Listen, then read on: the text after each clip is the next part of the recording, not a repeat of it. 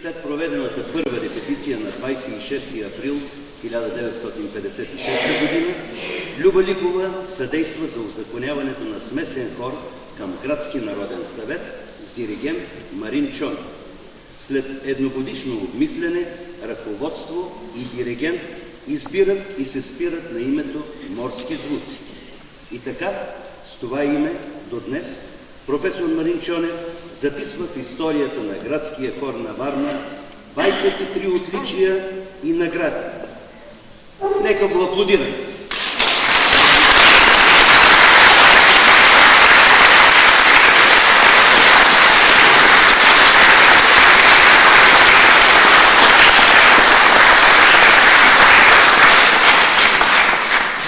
Ние сме вече стари приятели с него, затова мога да му задам един въпрос, който може да му се стори малко неудобно.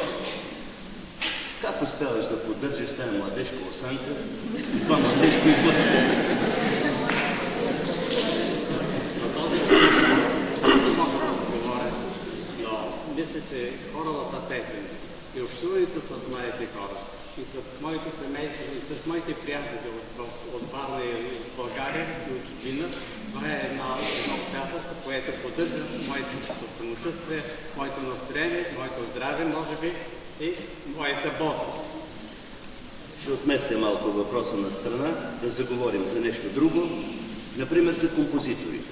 Милко Коларов, варненски композитор, голям приятел на хора, хористите изпълняват негови песни, концертират под диригентската му палка. Неговата оратория април 1876 съставът записва и представя за първи път. Тази вечер музика Милко Коларов. Текст Лилия Яковлева. Родината е в моето сърце.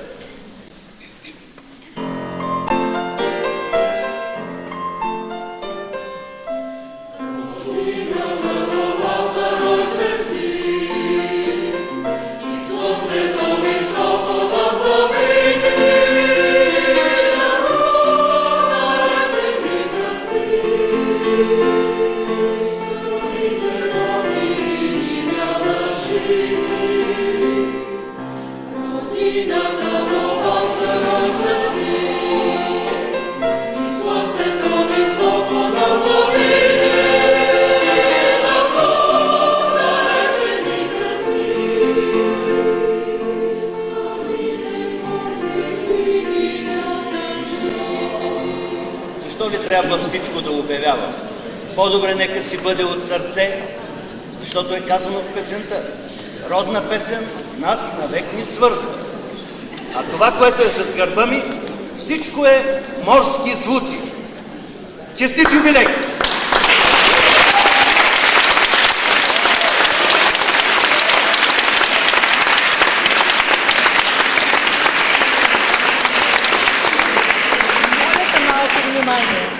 Аз съм най-дългогодишната хористка на маестро Чонев. Затова ще ме показа красотата на музиката и очите ми видяха Европа и Америка. Трябва да превежда. Бързо говоря, така е.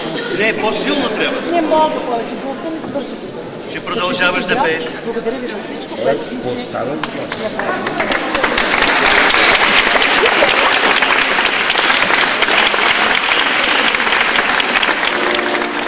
Благодаря ви, че бяхте наши гости.